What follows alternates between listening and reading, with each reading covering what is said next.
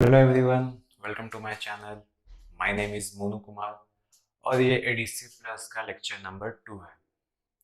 Generally अब भी पढ़ाई को छोड़ के पढ़ाई का भी साइड करते हैं। अब हम लोग को पहले खुद को इंट्रोड्यूस करना पड़ेगा। मैं क्या हूँ, आप कौन है, ये इंट्रोड्यूस करना पड़ेगा। पहले कॉम्बिनेशन बनाना पड़ेगा एक दूसरे को, क्योंकि एक टीचर, एक गुरु और एक स्टूडेंट, दोनों के बीच में जब तक कॉम्बिनेशन नहीं होगा तब तक पढ़ाई नहीं हो सकती। क्योंकि देखिए, पहले तो फोकस करने के लिए आपको पहले इसमें फोकस करना पड़ेगा। मैं क्या बोल रहा हूँ, क्या नहीं बोल रहा हूँ, मेरी बातें समझ में आ रही है या नहीं आ रही है, वो सब देखना पड़ेगा। उसके बाद ही आप लोग अच्छे से पढ़ पाइएगा। तो आज लेक्चर नंबर 2 है एडीसी प्लस का। थंबनेल देखे होंगे आप लोग, टाइप्स ऑफ कंप्यूटर। आज पढ़ेंगे कि कंप्यूटर कितने प्रकार के हैं, कौन कौन से कंप्यूटर हैं और कौन से कंप्यूटर ज़्यादा यूज होते हैं और कौन से कंप्यूटर ज़्यादा परफॉर्म करते हैं ज़्यादा फीचर्स के साथ। तो जैसे कि हम लोग देखते हैं types of computer. Computer mainly 3 types के होते हैं। एक एनालॉग कंप्यूटर, एक डिजिटल कंप्यूटर, एक हाइब्रिड कंप्यूटर। अब इन तीनों कंप्यूटर्स में डिफरेंस क्या होता है? एनालॉग, डिजिटल और हाइब्रिड। एनालॉग में एनालॉग सिग्नल से वर्क होता है, डिजिटल में डिजिटल सिग्नल से, और हाइब्रिड में दोनों, एनालॉग प्लस डिजिटल, ये दोनों को वर्क होता है हाइब्रिड में। तो एक करके हम लोग सब देखेंगे। डिजिटल कंप्यूटर्स के 4 पार्ट होते हैं। पहला सुपर कंप्यूटर, फिर मेन फ्रेम कंप्यूटर, फिर mini computer and micro computer. Generally हम लोग इसे पहले अरेंज करेंगे। अरेंज कैसे करेंगे? हम लोग इसको एक ऑर्डर वे में अरेंज करेंगे कि सबसे ज़्यादा, उसके बाद फिर उससे कम, उससे कम। क्योंकि देखिए, कंप्यूटर्स तो सारे हैं, ये चारों के चारों कंप्यूटर्स हैं। इसमें क्या डिफरेंस है जो चारों चारों चार कंप्यूटर बने गए? सुपर कंप्यूटर, ये मोर फीचर एंड मोर एक्सपेंसिव है, इसलिए ये सबसे बड़ा और सबसे एक्सपेंसिव में आता है। उसके बाद उससे कम फीचर्स और डेवलपिंग फीचर्स के साथ मेन फ्रेम कंप्यूटर। उसके बाद मिनी कंप्यूटर, मिनी कंप्यूटर के बाद आया माइक्रो कंप्यूटर। एक एक करके सब पढ़ेंगे हम लोग। 7 टाइप्स ऑफ कंप्यूटर है, 7 का 7 टाइप्स पढ़ेंगे।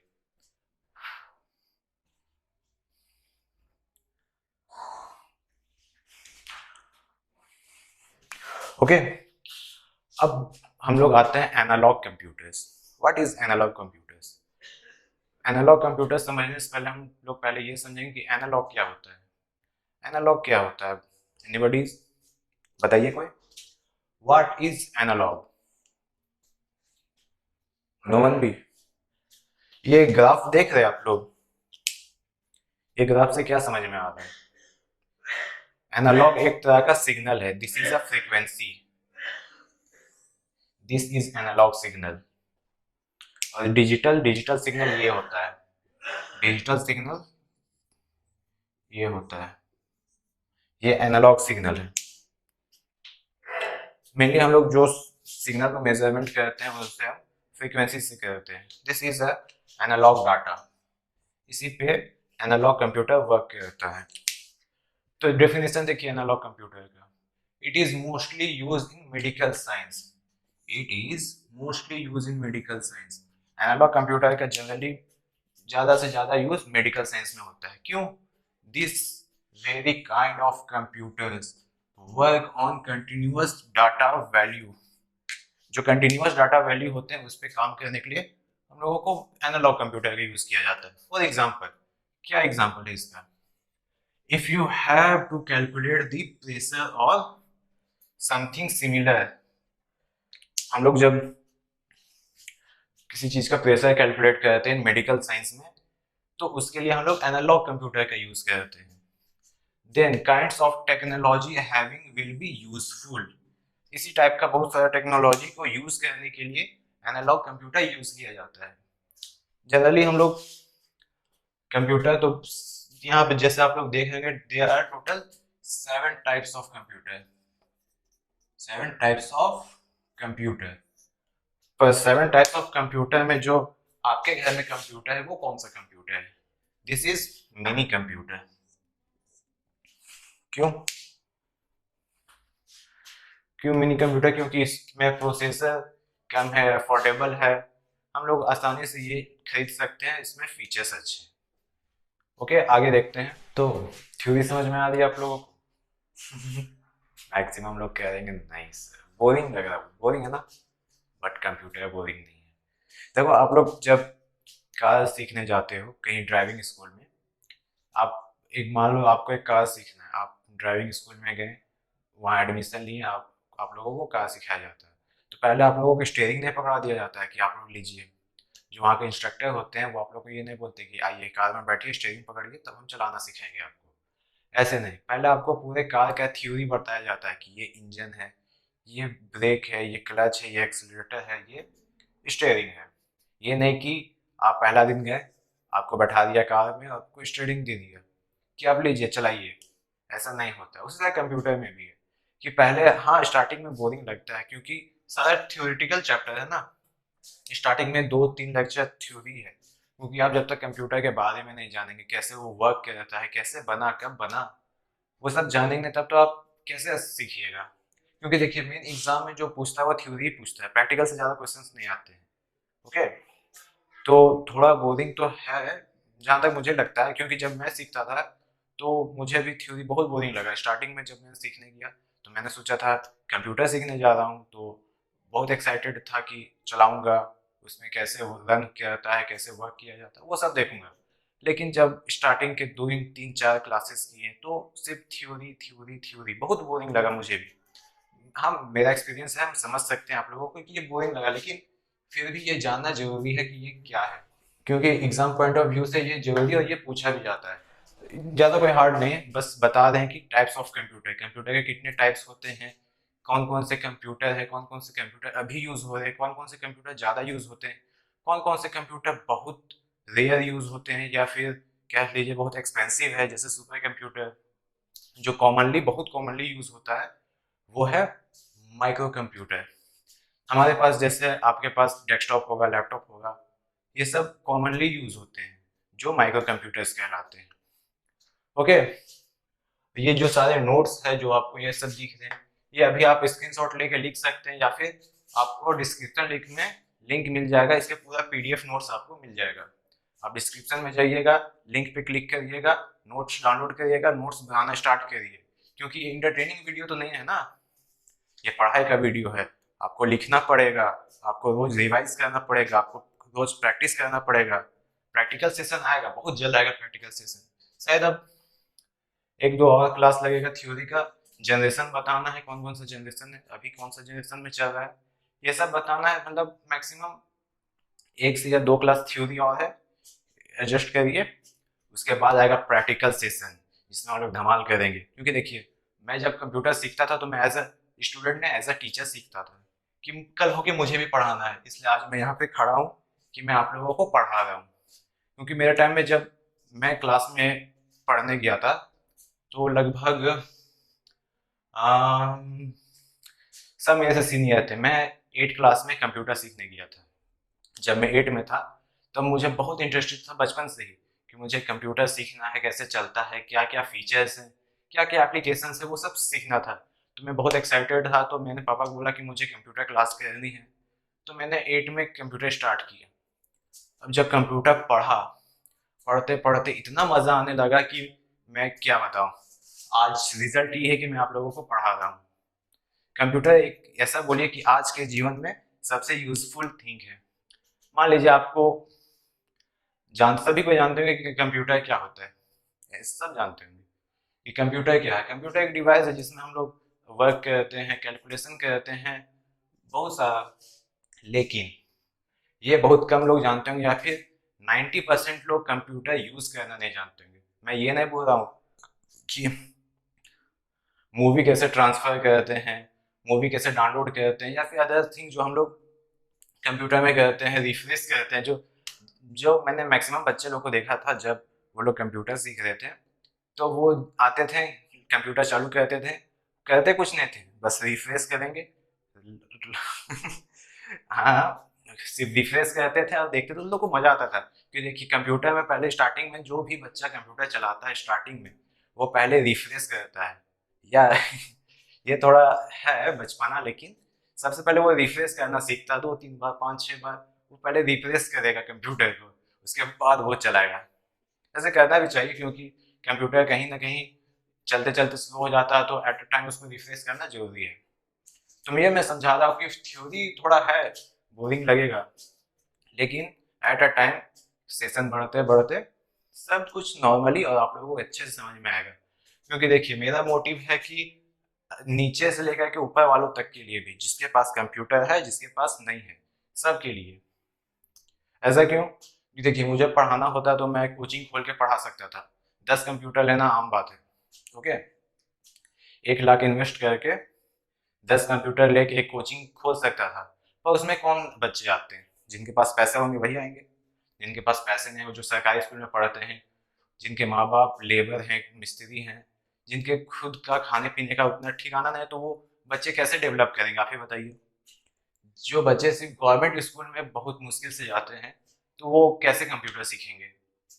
इसलिए मैंने सोचा कि YouTube is a very best platform to earn education.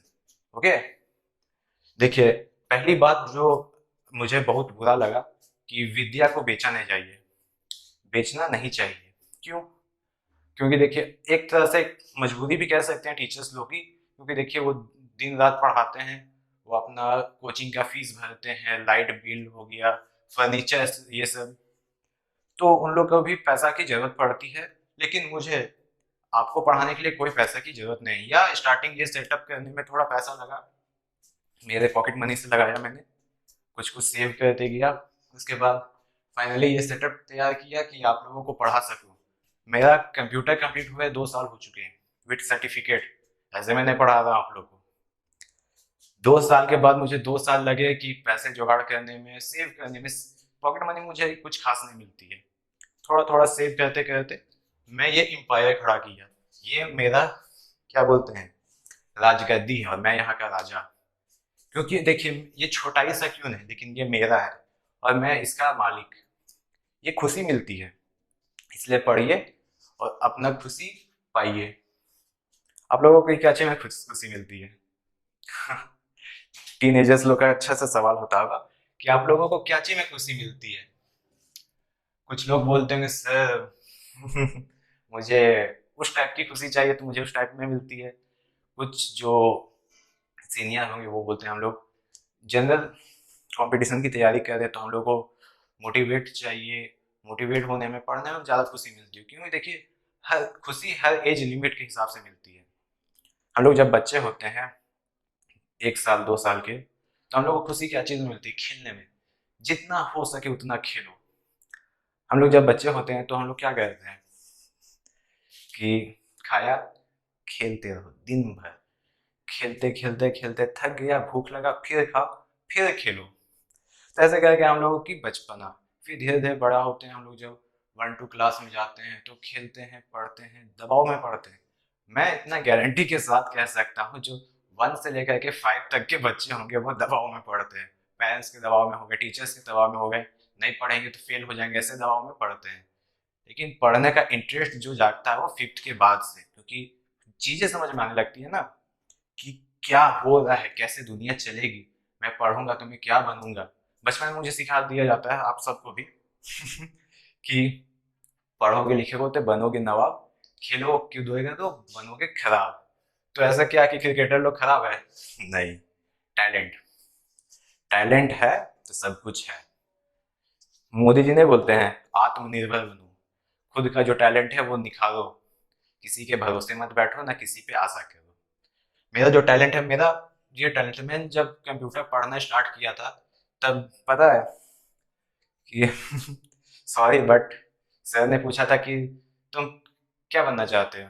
तो मैंने सर को बोला, सर जो आपका ऑफिस है, जहाँ के आप चेयरमैन हैं, आप अपने कोचिंग के जो आप एचओडी हेड है, जो कुर्सी पे आप बैठते हैं, एक दिन मैं उस कुर्सी पे बैठना चाहता हूँ। बट ये बात मैंने सर को नहीं बोली, मन ही मन मैंने सोचा कि जिस कुर्सी पे आज सर बैठे हुए हैं, जिनसे मैं सीख रहा हूँ, कल होके मैं उसी कुर्सी पे बैठना चाहता हूँ। तो ऐसे कुछ मोटिव्स होते हैं, कुछ मोटिवेशनल थॉट होते हैं, जो अपने फ्यूचर और अपने काम के लिए प्रेरणा मिलती है। ओके, तो पढ़ाई तो होता रहेगा, लेकिन पहले आप लोग समझ गए ना नोट्स कहाँ से लेना है? डिस्क्रिप्शन लिंक में जाइएगा, पीडीएफ नोट्स बनाया हुआ है, डिजिटलाइज्ड किया हुआ है, आप लोगों को पीडीएफ नोट्स मिलेगा। आप लोग कॉपी बनाना स्टार्ट करिए, नोट्स लिखना, लेक्चर 1 से लेकर के आगे जितना 1 साल 1.5 साल में जितनी भी लेक्चर्स आएंगे सबका नोट्स मिलेगा, सबको आपको लिखते जाना है, क्योंकि देखिए ये पढ़ाई हो रहा है, इट्स नॉट एंटरटेनमेंट। ओके, जैसे आप लोग क्लासरूम में पढ़ते हो, नोट्स बनाते हो, सीखते हो, समझते हो, बस सिंपली वही करना है और कुछ भी नहीं। ओके, तो आइए समझते हैं digital computer. Digital means what? Anybody can say what is digital? जो अभी का जमाना है डिजिटल। ओके, तो डिजिटल कंप्यूटर, तो डेफिनेशन देखते हैं क्या होता है। Digital computer are the most commonly used computer on a digital technique. Digital computer वो है जो सबसे ज्यादा कॉमनली यूज होता है और डिजिटल टेक्निक के हिसाब से, which is widely use and preferred now a day. That kinds of computer use microprocessor technology which is quite digital and able to calculate the execute million of instruction with a second। पहले आप लोग खुद से पढ़िए तो ये definition देखने क्या समझ में आता है। जा पढ़िए। Digital computer is a most commonly used computer. दुनिया में सबसे ज्यादा कॉमन यूज होने वाला कंप्यूटर है डिजिटल कंप्यूटर। ओके, उसके बाद क्या है, डिजिटल कंप्यूटर सबसे ज्यादा यूज होता है और डिजिटल टेक्निक के हिसाब से विच इज वाइडली यूज, जो आप आजकल जो हम लोग लैपटॉप और डेस्कटॉप देख रहे हैं यही है डिजिटल कंप्यूटर, जो पूरे देश में यूज हो रही है, हर जगह, एवरीवेयर एंड एवरी हाउस नहीं कह सकते, मैक्सिमम मिनिमम हाउस, क्योंकि हर कोई अफोर्ड नहीं कर सकते, क्योंकि हम लोग मिडिल क्लास वाले। मेरे खुद को मेरा कंप्यूटर पता है कब मिला था? 10th के बाद। मैंने 8 में कंप्यूटर सीखना स्टार्ट किया, सीखते सीखते 2 साल इतना मजा आया, मैं कसम से इसको एज अ सब्जेक्ट नहीं, एज अ ये मेरे लिए पता है क्या, ये था वे ऑफ इंजॉयमेंट। कितना एंजॉय करते थे हम ये पढ़ने के लिए हम बता नहीं सकते। वैसा ही आप लोगों को पढ़ना, एंजॉय करना, और आप लोगों को एंजॉय कराएंगे, आप लोगों को खेलते खेलते पढ़ाएंगे, आप लोगों को समझ में ही नहीं आएगा कि पढ़ रहे हैं कि खेल रहे हैं। यस, दिस इज ट्रू, कि आप लोगों को समझ नहीं आएगा कि पढ़ रहे हैं कि खेल रहे हैं, खेलते खेलते सारा कुछ सिखा देंगे आप लोगों को। ठीक है, टॉपिक पे आते हैं। डिजिटल कंप्यूटर ये होता है कि आज के दौर पे कॉमनली यूज किया जाता है और ये डिजिटल टेक्निक के हिसाब से चलती है। ठीक है, which is widely use and preferred now a day. आज के दिन में कंप्यूटर, डिजिटल कंप्यूटर ही प्रिफर्ड किया जाता है। क्यों? क्योंकि वो ना ज़्यादा एक्सपेंसिव नहीं है, ज़्यादा फीचर्स है उसमें, माइक्रो प्रोसेसर है जो कि मिलियंस ऑफ इंस्ट्रक्शन को सेकेंड में पूरी करती है। देखिए यहाँ लिखा हुआ है, digital and able to calculate and execute millions of institution with a second. क्या? Millions of instruction with a second. समझ लो, क्या समझे? आपको कोई कमांड देगा कि जाइए झाड़ू लगाइए जैसे मान लीजिए आप फैमिली, अपने घर में सबसे छोटे लड़के हैं, ठीक है, आपको पापा बोले बेटा मेरा जूता पॉलिश कर दो, मम्मी बोली बेटा झाड़ू लगा दो, आपका बड़े भाई बोले बेटा, नॉट बाबू, बड़े भैया बेटा नहीं बोलते, बाबू बोलते हैं, तो बड़े भैया बोले कि मेरा साइकिल निकाल दो, मेरा बाइक साफ कर दो। एक छोटी बहन आई, बोलती भैया मेरा नेल कटर नहीं मिल रहा, मुझे नाखून काटना है, वो दीजिए। तो मिलियंस ऑफ इंस्ट्रक्शन आपको मिले तो आप क्या करेंगे? आप जनरल दौड़ पे इंसान क्या कहता है, वो बोलता मैं कुछ नहीं करूंगा, जिसको जो चाहिए आपने जाके ले लो। लेकिन कंप्यूटर ऐसा नहीं करता, आप उसको मिलियंस ऑफ इंस्ट्रक्शन दीजिए, वो इन अ सेकेंड करेगा। तो हुई ना ये घंटों के काम मिनटों में, यहाँ तो मिनट भी नहीं, यहाँ सेकेंड है, घंटों के काम सेकेंड में। हाँ, तो समझ में आया कि क्या है डिजिटल कंप्यूटर। बहुत आसान सा चीज है, इतना मजा आता है ना कंप्यूटर पढ़ने में, और आप लोगों को मजा आएगा। बस ध्यान से देखिए, इंटरटेनमेंट वीडियो नहीं समझिए, एक तरह से इंटरटेन ही करेंगे आप लोगों को, लेकिन पढ़ा के। ओके, तो चलिए डिजिटल कंप्यूटर का अब आगे पार्ट आने वाला है। ये जो है डिजिटल कंप्यूटर का पार्ट है। आप लोगों को इससे पहले बताया गया था कि डिजिटल कंप्यूटर के 4 टाइप्स थे, 4 टाइप्स। डिजिटल कंप्यूटर के 4 टाइप्स थे कि डिजिटल कंप्यूटर से 4 कंप्यूटर डिवाइड हुआ था, ठीक है। तो आते हैं कि पहला कंप्यूटर क्या था, माइक्रो कंप्यूटर। पहला नहीं कह सकते, इसका पार्ट है, लेकिन क्योंकि जो सबसे पहला आया था वो तो सुपर कंप्यूटर था। माइक्रो कंप्यूटर डिजिटल कंप्यूटर का ही पार्ट है, ठीक है। Micro computer, the processor is very small so that call micro processor. Processor समझते हैं आप लोग? हाँ, क्या समझते हैं बताइए। आप लोग जनरली लैपटॉप देखे होंगे ना, साइड में देखिएगा इंटेल का लोगो लगा हुआ आता है। i3, i5, i7, 6th generation, 5th generation, वो होता है प्रोसेसर। प्रोसेसर को इतना स्मॉल करके बनाया जाता है, इतना फास्टली वर्क करता है, इसीलिए माइक्रो कंप्यूटर्स में प्रोसेसर यूज होता है, माइक्रो प्रोसेसर। ये वर्ड याद रखिएगा, माइक्रो प्रोसेसर। माइक्रो कंप्यूटर में माइक्रो प्रोसेसर यूज होता है and device is called micro computer. जो कंप्यूटर में माइक्रो प्रोसेसर लगा हुआ है उस कंप्यूटर को हम लोग माइक्रो कंप्यूटर कहते हैं, ठीक है। अब आते हैं इस सिग्नल यूजर्स डिवाइस, जो सिग्नल को यूज करता है।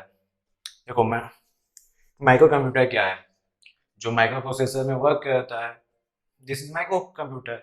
एग्जाम्पल जैसे मैंने बताया था, desktop, laptop, palm top, notebook, PDA. Desktop तो अपने से हर किसी ने देखा होगा, फोटो में या रियल में। लैपटॉप भी देखा होगा। पाम टॉप क्या होता है? Anybody says what is palm top? Palm means what?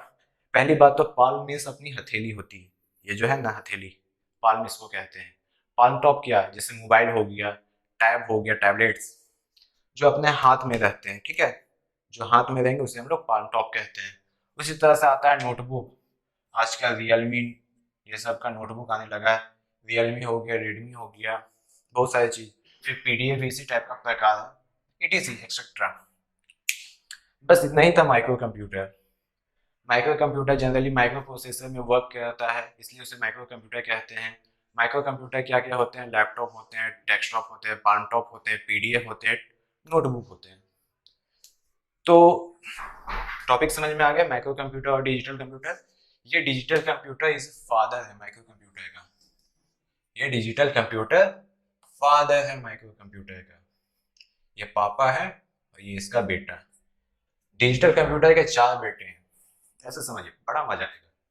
जब रिलेशन होता है ना फीलिंग्स के साथ, वो चीज लंबे समय तक याद होती है और समझ में भी आती है, ठीक है। तो क्या है डिजिटल कंप्यूटर? डिजिटल कंप्यूटर पापा है।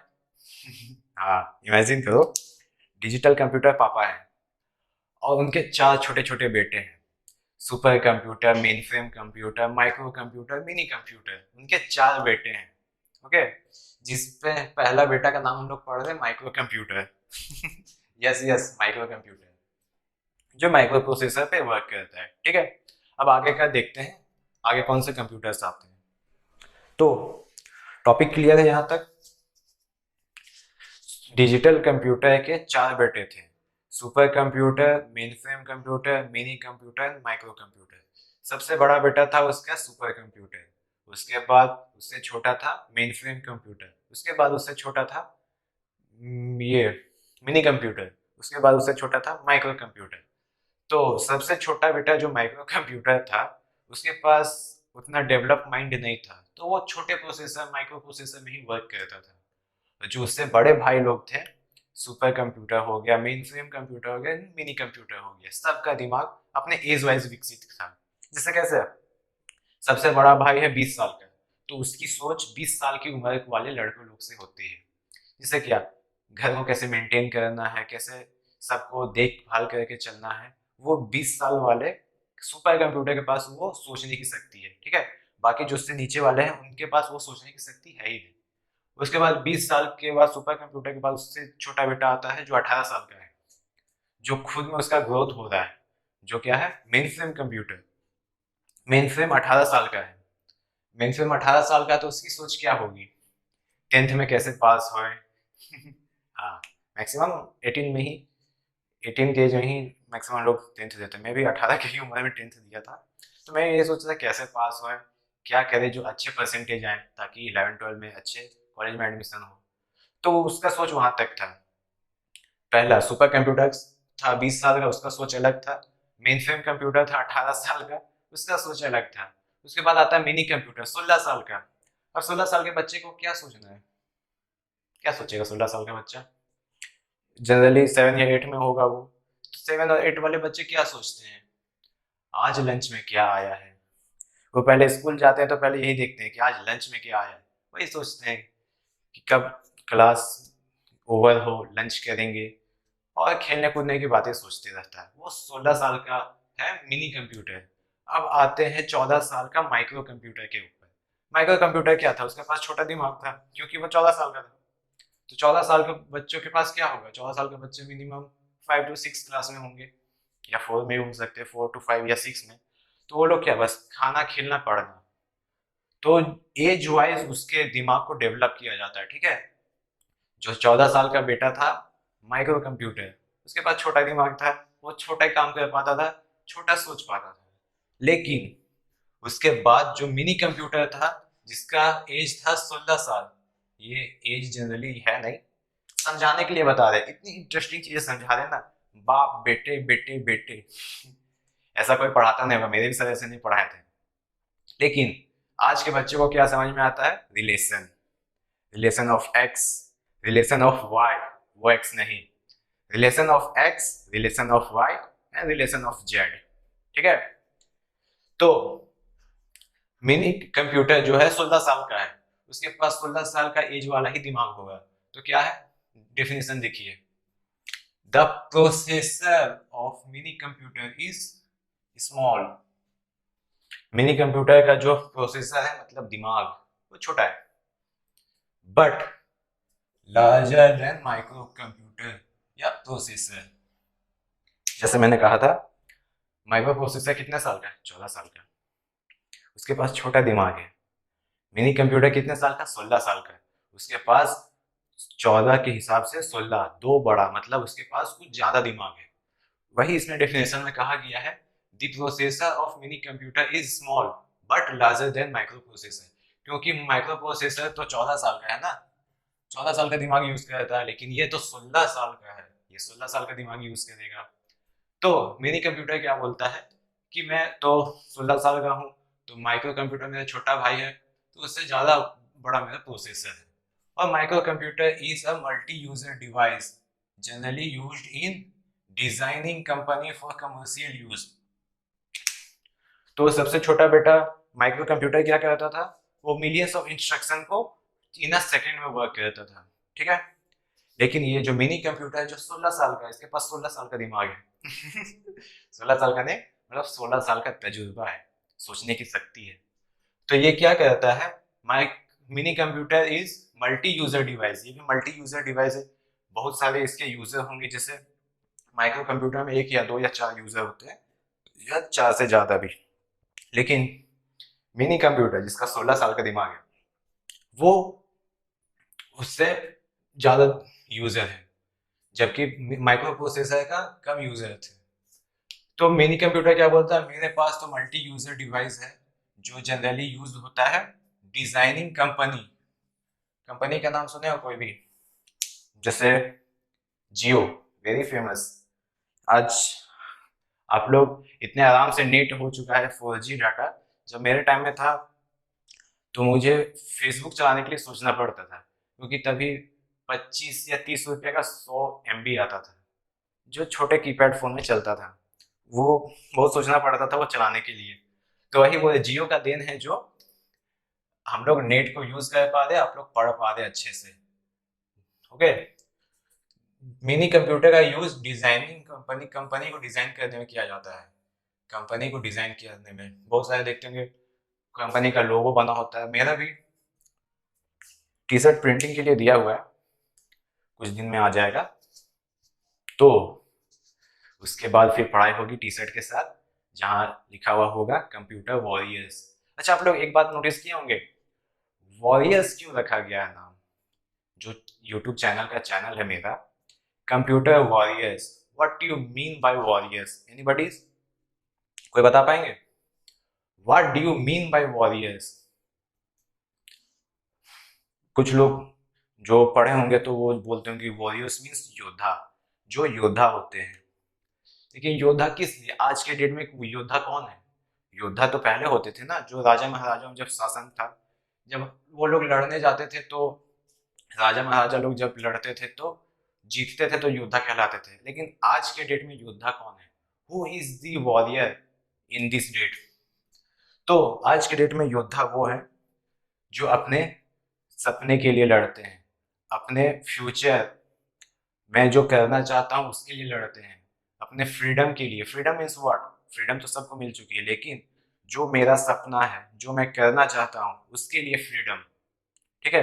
बहुत सारे लोग जो कुछ डांसर बनना चाहते हैं, जो जनरली उसके पेरेंट्स अलाउ नहीं करते, क्योंकि देखिए जो मेंटेलिटी बन चुका है ना आजकल के लोगों में कि वो ये है कि आप पढ़ाई करो अच्छा से, सरकारी नौकरी लो, डॉक्टर बनो, इंजीनियर बनो, आईआईटी करो, नीट निकालो, यही सब, और कंपटीशन एग्जाम निकालो, यूपीएससी, जेपीएससी, और भी जितने स्टेट के होते हैं वो।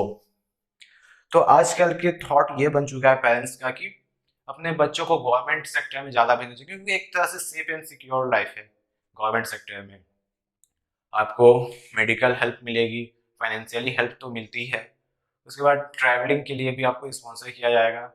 तो वो आजकल के जो मेंटलिटी बन चुके हैं, आप इंजीनियर बनिए, डॉक्टर बनिए, जबकि ये सब तो ठीक है, लेकिन जिसका टैलेंट डांसिंग में है, जो सिंगिंग करना चाहता है, जो प्लेइंग करना चाहता है, जो टीचिंग करना चाहता है, वो क्या करेगा? तो उसके पेरेंट्स अलाउ करेंगे? नहीं। तो वो एक तरह से इंडिपेंडेंट नहीं है अपने फ्यूचर के लिए, अपने सपनों के लिए। तो हम लोग क्या करते हैं, जनरली पेरेंट्स बोलते हैं नहीं, पढ़ाई करो, साइंस स्ट्रीम से पढ़ो, नीट निकालो, आईटी जेई निकालो, और इंजीनियरिंग करो। बट जो हमारे दिल में है, जैसे मेरे दिल में टीचिंग है, कंप्यूटर के प्रति प्यार है, आई लव कंप्यूटर। ऐसा बोलो कि मेरी सेकंड गर्लफ्रेंड कंप्यूटर ही है। नहीं, इट्स रियल। ऐसा मान लो क्या रियली मेरा पहला पहला तो छोड़ दो, दूसरी गर्लफ्रेंड मेरी कंप्यूटर है। I love computer. क्यों? कुछ लोग सोचेंगे पहली कौन है सर, वैसा कुछ नहीं है, कोई पहली कोई दूसरी नहीं। कंप्यूटर मुझे बहुत प्यारा है और मैं बहुत प्यार से पढ़ाऊंगा इसे। आप लोग प्यार से पढ़िए, पीडीएफ नोट्स दिया हुआ है आप लोगों को, डिस्क्रिप्शन में जाकर डाउनलोड करिए। और हाँ देखिए, मैंने अभी तक तो किसी को नहीं बोला कि चैनल को सब्सक्राइब करिए, लाइक करिए, लेकिन अब बोलना पड़ेगा, क्योंकि देखिए मेरा मोटिव ये है कि जो गरीब बच्चे हैं, जो कंप्यूटर अफोर्ड ही नहीं कर सकते, जो सरकारी स्कूल में पढ़ते हैं, तो वो कहाँ से, उसके पास कहाँ से इन्फॉर्मेशन जाएगा कि हम पढ़ा रहे हैं। तो आप लोग शेयर करिएगा ज़्यादा से ज़्यादा, उन गरीब बच्चों का भी ख्याल करिए। जो आप लोग देखे होंगे, जो बंजारा देखे आप लोग, बंजारा, बंजारा फिल्म का और गाना की बात नहीं कर रहे, बंजारा। बंजारा वो होते हैं जो कहीं से आते हैं, ट्रैवलिंग करते हैं, जैसे आप कोई स्टेट या कहीं से आके यहाँ रहते हैं, जो छोटा सा झोपड़ी बनाते हैं प्लास्टिक का या टेंट टाइप का, और वहाँ पे रहते हैं। उनके बच्चे बहुत, ये क्या बोलते हैं, गंदगी डटे रहते हैं, उनके पेरेंट्स भी, क्योंकि उनके पास बस रहने का भी ठिकाना नहीं, उनका खुद का ज़मीन भी नहीं होता है। कहीं भी फुटपाथ में या कहीं खाली ज़मीन या कोई ग्राउंड में देखते हैं तो वहाँ टेंट लगा के वो लोग रहते हैं। तो आखिर उनका बेटा क्या करेगा? वो बनेगा डॉक्टर, वो बनेगा इंजीनियर, बन सकता है अगर आप लोग सपोर्ट करें तो। आपका एक शेयर उन गरीब बच्चों के लिए, आपका एक शेयर उन अनाथ बच्चों के लिए, आपका एक शेयर हर किसी की ज़िंदगी बदल सकता है। क्यों? नॉलेज का पैसा मिल रहा है क्या? पैसा लग रहा है? नहीं ना। फ्री में आपको इतनी एजुकेशन होता है। बहुत सारे जो आपको दो सेक्टर दिया जाता है, ठीक है। एक सेक्टर दिया जाता है प्राइवेट स्कूल, ठीक है, एक दिया जाता है गवर्नमेंट स्कूल। आप किस में जाना पसंद करेंगे? 100% बच्चे बोलेंगे प्राइवेट स्कूल। और जो अफोर्ड नहीं कर सकते प्राइवेट स्कूल की फीस, वो बोलेंगे सर मुझे गवर्नमेंट स्कूल में ही जाना, लेकिन पढ़ना है, भले मैं गवर्नमेंट में पढ़ूं लेकिन मैं पढ़ूंगा। तो जो मैंने कहा 100% बच्चे जो बोलते हैं मैं प्राइवेट स्कूल में ही जाऊंगा। क्यों? क्यों ऐसा होता है कि गवर्नमेंट में कम जाना खोजते हैं, प्राइवेट में ज़्यादा? ऐसा क्यों? पढ़ाई तो दोनों में हो रही है, इसमें भी पढ़ाई होती है, इसमें भी पढ़ाई होती है, तो फिर क्यों बच्चे प्राइवेट में जाना पसंद करते हैं? कोई बता सकते हैं? सोचिए। प्राइवेट में भी पढ़ाई हो रही है, गवर्नमेंट में भी पढ़ाई हो रही है, लेकिन बच्चे प्राइवेट में जाना पसंद करते हैं। क्यों? क्योंकि quality of education, quality of teaching, quality of experience of teacher. Okay, आप एक बाहर के होटल में खाइए और एक रेस्टोरेंट में खाइए, डिफरेंस क्या है? खाना तो आपको दोनों जगह खाना है, या तो आप ढाबे में खाइए या छोटा कोई ठेला में बेचता है वो खाइए, और या आप रेस्टोरेंट में जाके खाइए। डिफरेंस क्या है? क्वालिटी का। क्वालिटी, ये वर्ड जानते हो क्वालिटी क्या होता है? क्वालिटी मीन्स क्या? सरकारी स्कूल में पढ़ा दिया जाता है, सॉरी बट मैं किसी को एक्सपोज करना नहीं चाहता, government school is the best. Free में पढ़ाना, इनके खर्चे उठाना स्कूल कॉलेजेस के आम बात नहीं है। हमारी गवर्नमेंट बहुत अच्छी है जो ये फैसिलिटीज़ प्रोवाइड की। जब से मिड डे मील आया, बच्चों को खाना दिया जाता है। कितने बच्चे थे जो पढ़ना चाहते थे लेकिन उनके पास खाना ही नहीं था। तो हमारी गवर्नमेंट बहुत हेल्प की है पढ़ने के लिए, आगे बढ़ने के लिए। जब पढ़ेगा इंडिया तभी तो बढ़ेगा इंडिया। तो बहुत सारे मैक्सिमम बच्चे प्राइवेट स्कूल में जाना पसंद करते हैं। क्यों? क्योंकि वहाँ क्वालिटी है। Quality, this is a quality. और आप लोगों को ये क्वालिटी फ्री में मिल रही है। क्वालिटी ऑफ एजुकेशन, इतना बच्चों की तरह कोई नहीं पढ़ाता होगा कि आपको रिलेशन से रिलेट करके पढ़ाए, आपके इमोशन से जुड़ा हुआ, आपके जो क्या बोलते हैं, या you are understand very much, आपके हार्ट से रिलेट करके आपको पढ़ाए, आपकी इतनी दिलों करीब से पढ़ाऊंगा कि आपको इतना प्यार आ जाएगा। जैसे मुझे प्यार आज कंप्यूटर से, जो मैं बोलता हूँ second girlfriend is my computer, उसका आपको भी सेकंड गर्लफ्रेंड अपनी कंप्यूटर को बनाना है। बहुत लोग पूछ रहे होंगे या सोच रहे होंगे पहली गर्लफ्रेंड कौन है सर, बता दे।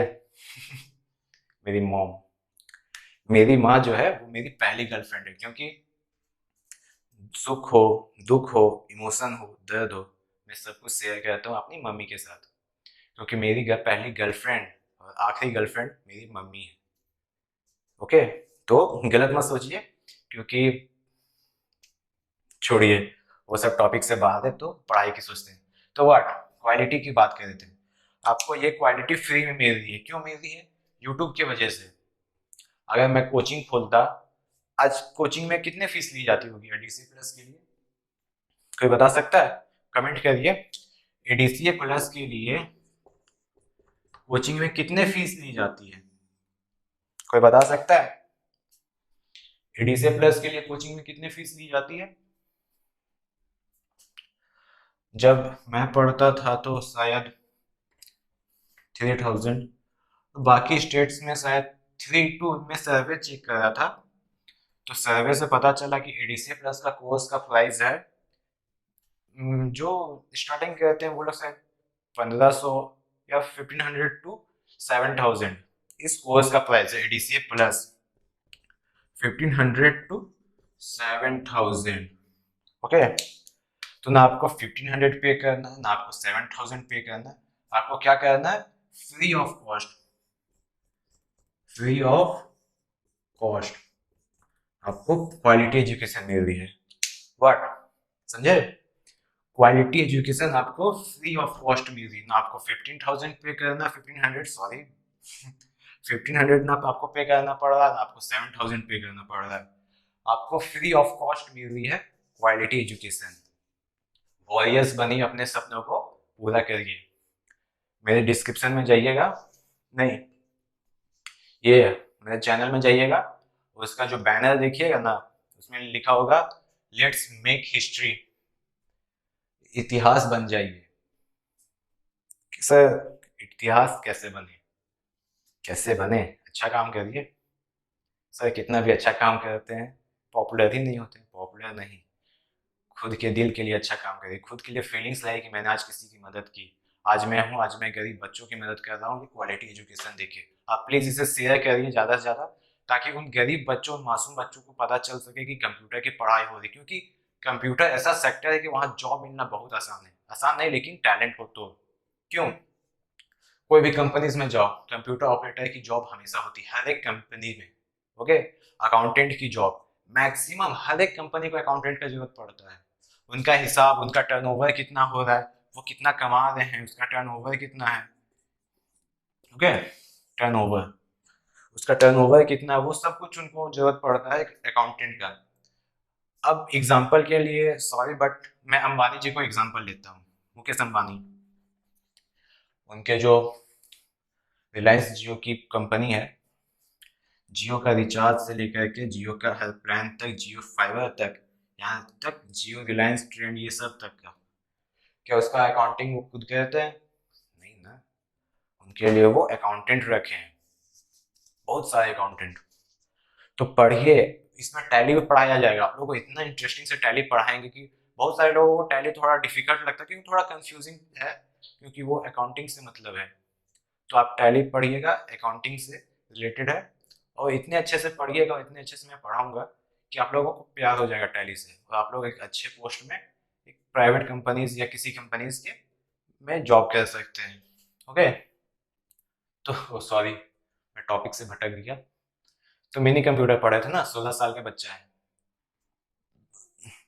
बता चुके थे मिनी कंप्यूटर जो है 16 साल का है, उसके पास माइक्रो कंप्यूटर से बड़ा दिमाग है, वो माइक्रो कंप्यूटर से ज़्यादा काम कर सकता है, मल्टीपल यूजर्स है, generally use in commercial designing companies के लिए, जो मैं बता रहा था। ठीक है, ये तो हो गया मिनी कंप्यूटर। अब आता है डिजिटल कंप्यूटर का तीसरा बेटा। तीसरा बेटा जो कितने साल का है, 18 years ओल्ड।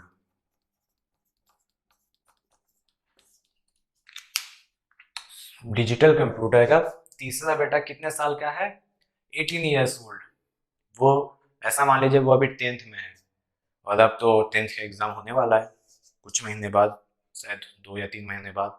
तो वो सोच रहा है कि मैं 10th में कैसे पास करूँ, कैसे मैं अच्छे से पढ़ाई करूँ, क्वालिटी ऑफ एजुकेशन कहाँ से मिले, कैसे मैं अपने लाइफ का वॉरियर्स बनूँ।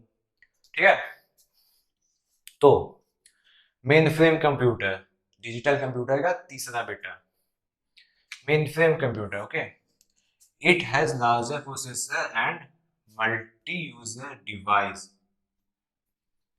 इसके पास लार्जर प्रोसेसर है। ओके, जनरली सी बात है, ये मिनी कंप्यूटर से तो बड़ा ही होगा, क्योंकि ये बड़ा बेटा है, 14 साल का है, और ये तो सॉरी, आई एम सॉरी, 18 साल का है, छोटा बेटा का याद आ गया। तो ये 16 साल का बेटा था जिसके पास इस ये माइक्रो कंप्यूटर से बड़ा दिमाग था। अब ये तो मिनी कंप्यूटर से भी बड़ा दिमाग है इसके पास, मतलब इसके सोचने की शक्ति मिनी कंप्यूटर से भी ज्यादा है, इसकी कैपेबिलिटी काम करने की मिनी कंप्यूटर से भी ज्यादा है। तो it has larger processor and multi user device, number of user is more than mini computer. जिससे मैंने कहा कि ये तीसरा बेटा है, तीसरा नहीं मतलब कि तीसरा बड़ा बेटा, जो मिनी कंप्यूटर से भी बड़ा दिमाग रखता है, जो numbers of user is more than mini computer. Mini computer में कितने यूजर्स हो सकते हैं, लगभग एक नंबर मान के चलते हैं, मान लीजिए कि माइक्रो कंप्यूटर में 4 आदमी ही उसको वर्क कर सकते हैं, मल्टी यूजर में 4 आदमी वर्क कर सकते हैं, जबकि मिनी कंप्यूटर में 4000 वर्क कर सकते हैं। और अगर मिनी कंप्यूटर में अगर 4000 वर्क कर सकते हैं, तो समझ जाइए कि मेन फ्रेम कंप्यूटर में कितना हो जाएगा, 4 लाख। ठीक है, सपोज इज मैं बस नंबर बता रहा हूँ कि जिससे हम लोग को ये समझने में आसानी हो। ठीक है, क्योंकि देखिए मिनी कंप्यूटर कितना 4000 वर्क करता है, और इसके कंपैरिजन में 4 लाख वर्क करता है, तो मतलब कि इसके यूजर्स तो ज्यादा होंगे इसके कंपैरिजन में। ठीक है, उसके बाद क्या बोल रहा है आगे, this is multi user and multitasking device mostly used in metrology. Metrology क्या होता है, एनीबॉडी, मेट्रोलॉजी क्या होता है, कोई कमेंट करके बताएंगे। नेक्स्ट क्लास में मैं पूछूंगा आपसे कि मेट्रोलॉजी क्या होता है। ओके, नेक्स्ट क्लास में मैं बताऊंगा अभी कि मेट्रोलॉजी क्या होता है, क्योंकि अभी बताऊंगा तो फिर ज़्यादा लंबा वीडियो बन जा रहा है ना। अभी 2 टॉपिक्स और हैं, इसके बाद आएगा सुपर कंप्यूटर आएगा, सुपर कंप्यूटर के बाद फिर आएगा हाइब्रिड कंप्यूटर। तो 2 टॉपिक्स और हैं, अभी मैं एक्सप्लेन करने जाऊंगा तो फिर वीडियो ज़्यादा लंबा हो जाएगा, क्योंकि देखिए वीडियोस मेरे ख्याल से आधा घंटा 40 मिनट या मैक्सिमम टू मैक्सिमम 1 घंटा का हो सकता है, क्योंकि ये एजुकेशन वीडियो है। कहीं भी जाइए 1 घंटा से आपको पहले नहीं छोड़ा जाता है।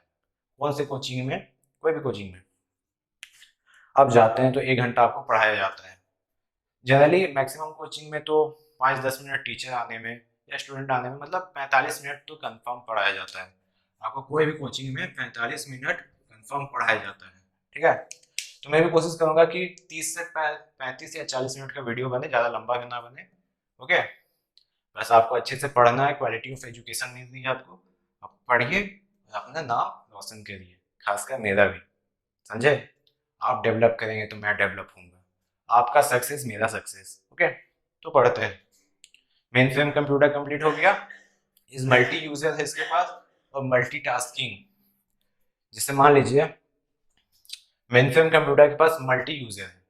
जब 4 लाख यूजर हो सकते हैं तो 4 लाख से ज्यादा हाथ भी हो सकते हैं, दो दो हाथ, समझे। मेरे पास, मैं एक आदमी, मेरे पास 2 हाथ है।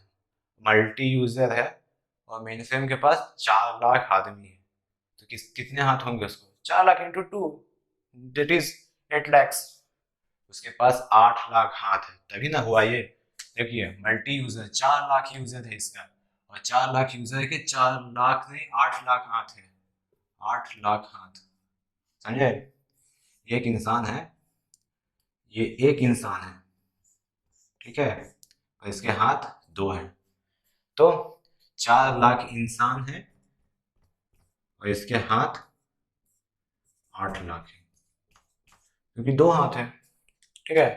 ऐसे समझिए, इतना मजा आएगा ना। देखिए क्या रिलेट करके बता रहे आपको, डेफिनेशन आपको याद करने का जरूरत ही नहीं।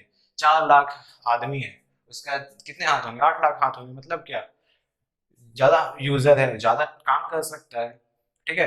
अब आगे का टॉपिक देखते हैं। तो डिजिटल कंप्यूटर के 3 बेटों के बारे में हम लोग बात कर चुके थे। अब आता है डिजिटल कंप्यूटर का चौथा और सबसे बड़ा बेटा, जिसका एज कितना है? 20 years old, जो 20 साल का है, जो अपनी सोच को 20 साल की लड़के के तजुर्बे से सोचता है कि अपने घर को कैसे मेंटेन करके चला जाए, कहीं मैं जॉब करके अपना घर का बोझ संभाल सकूं, थोड़ा अपना पापा का हेल्प कर सकूं। ऐसा है, सोच है 20 साल के बेटे का सुपर कंप्यूटर का। तो आइए देखते हैं सुपर कंप्यूटर का क्या काम है। Supercomputer, the processor is biggest than other. Biggest का मतलब जानते हैं ना, यहाँ पे बिग यूज किया गया ना, बिगर इज बिगेस्ट, मतलब सबसे बड़ा, सबसे बड़ा, मतलब कि इससे बड़ा कोई है ही नहीं, ऐसा यहाँ यूज किया गया है वर्ड। तो यही कहते हैं the processor is biggest than other computers, and processing capacity, जो काम करने की क्षमता है, is highest than other device.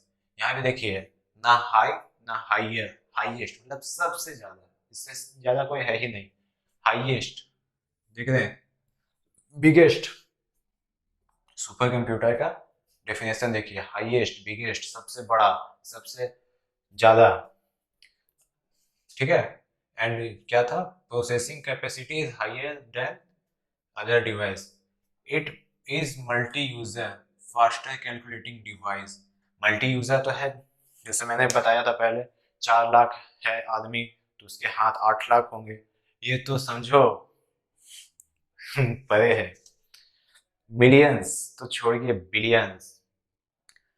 मान लीजिए, पहली बात तो यह बताइए कि बिलियंस में कितने जीरो होते हैं? 10⁻9 इज इक्वल टू 1 बिलियन। 10⁻9 होते हैं 1 बिलियन।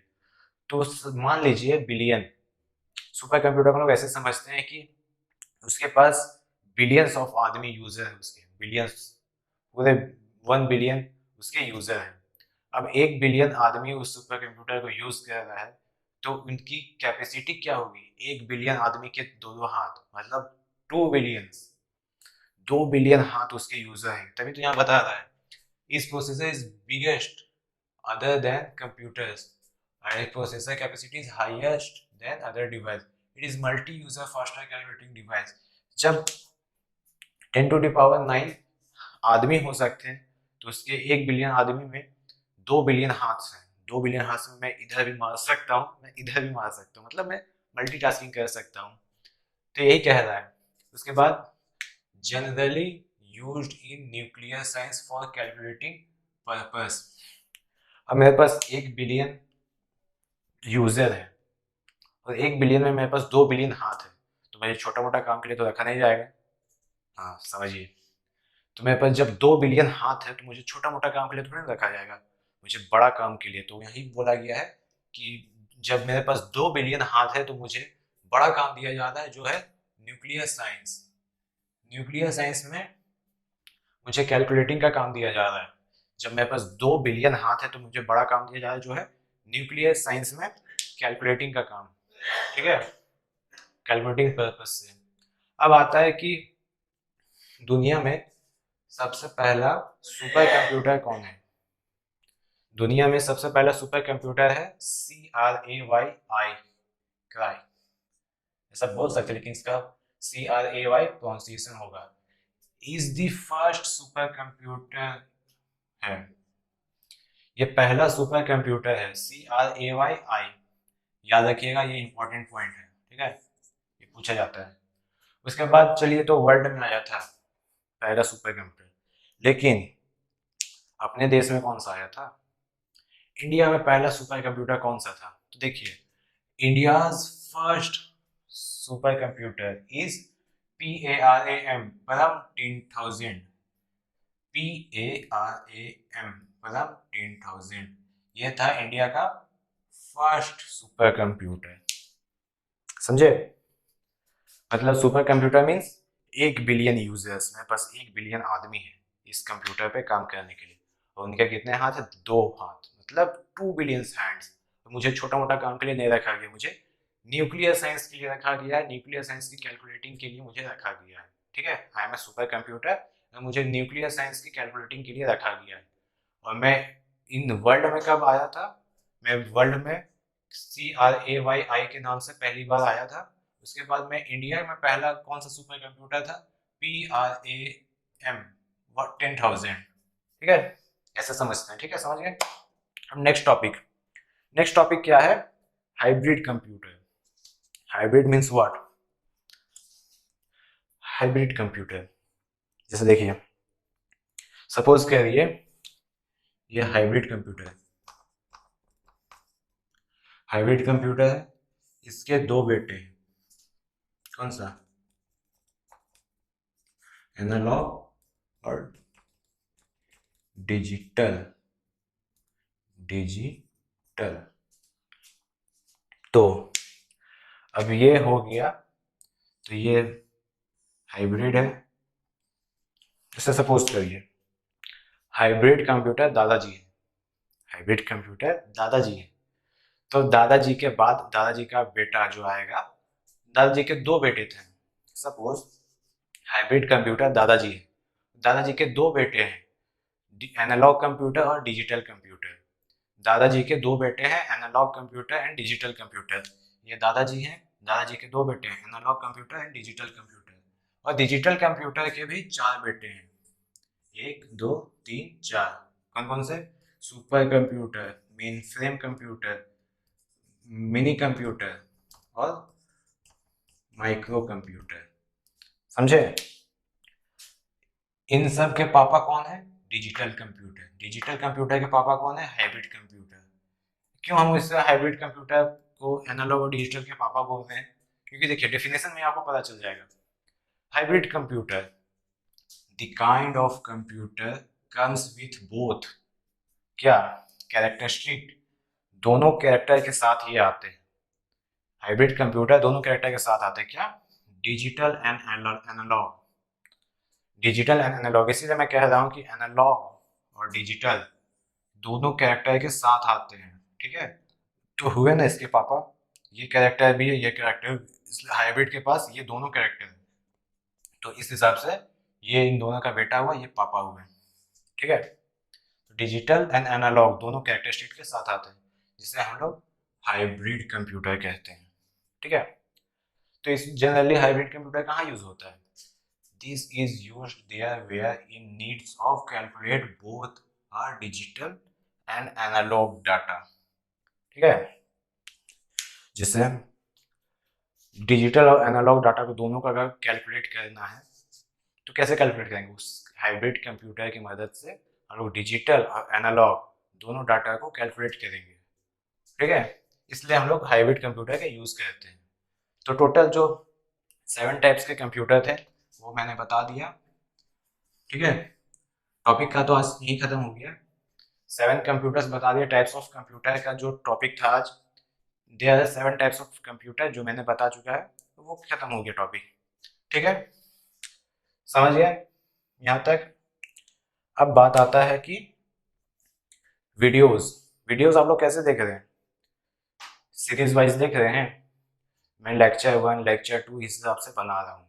तो स्टार्टिंग लेक्चर से देखिए, लेक्चर 0 होगा इंट्रोडक्शन, मैं अपने बारे में बताया, मैं क्या पढ़ाऊँगा, एडीसी प्लस क्या होता है वो सब मैंने बताया।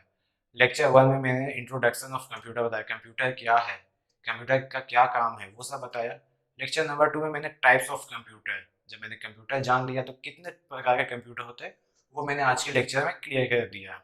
अब लाइक करें, सब्सक्राइब करें उन गरीब बच्चों के लिए जो पढ़ना चाहते हैं, जिनके पास क्वालिटी ऑफ एजुकेशन पहुंचना चाहिए, जिनके पास कंप्यूटर नहीं है, और वो आपको दुआएं देंगे ताकि आप मान लीजिए किसी को शेयर किए, वो बहुत गरीब बच्चा है, आज वो पढ़ के मेरे 1 साल बाद वो एडीसी प्लस में चैंपियन हो जाएगा और कहीं जाके प्राइवेट जॉब करेगा या किसी कंपनी का अकाउंटेंट बन जाएगा।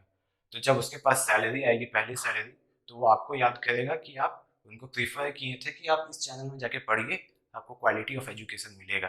ठीक है, इसलिए मैं बोल रहा हूँ। तो आज का टॉपिक यहीं ख़त्म करते हैं। Okay, thank you. और अच्छा लगा होगा तो प्लीज़ शेयर करिए, क्योंकि अभी शेयर का ज़रूरत है। ज़्यादा से ज़्यादा बच्चों तक पहुँचाइए, गरीब बच्चों तक, मासूम बच्चे, मेरे अपने बच्चे हैं आप लोग। तो ठीक है, थैंक यू।